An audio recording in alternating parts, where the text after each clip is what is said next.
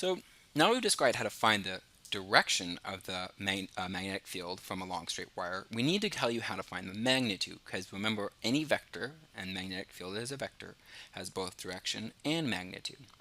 Now, the equivalent step that we had in electric stuff was to say that electric field from a point charge was this kq over r squared. Here we have a different formula. Here we find the magnetic field, which is this capital B, is mu naught. This symbol here is a lowercase Greek letter mu with a subscript 0 times the current, capital I, divided by 2 pi r, where r is the distance from the wire to that point. And it's the closest distance.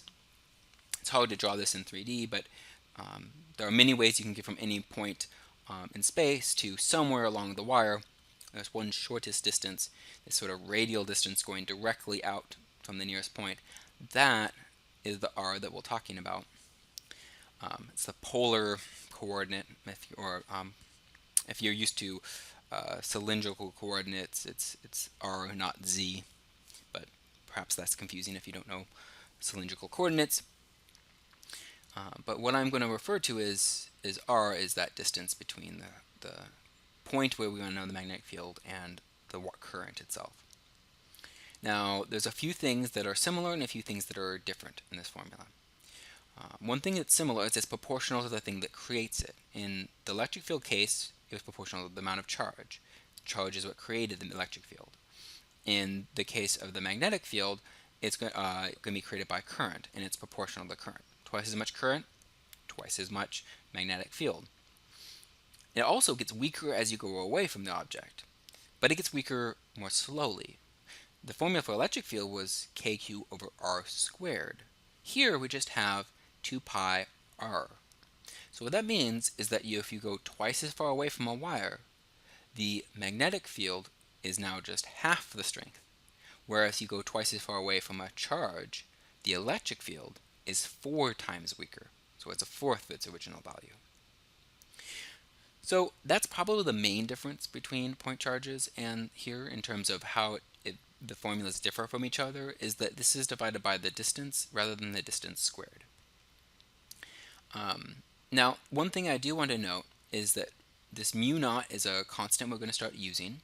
It's associated with magnetic stuff in the same way that the electrostatic constant k sub e or epsilon naught, the permittivity of free space, is associated with electric stuff. It's called the permeability of free space, or sometimes the vacuum permeability. And it's kind of confusing because it sounds very similar to this epsilon naught, which is the permittivity which goes with electric. They both have sub-zero, similar names, start with PER, M. So it's easy to get them confused, but just try to remember mu for magnetic, E for electric, or epsilon for electric. So the sound of magnetic and mu sound similar, and epsilon and electric sound similar. Now, it's interesting, mu naught has an exact value that can be written down. Mu naught is actually not a measured quantity, but a defined quantity.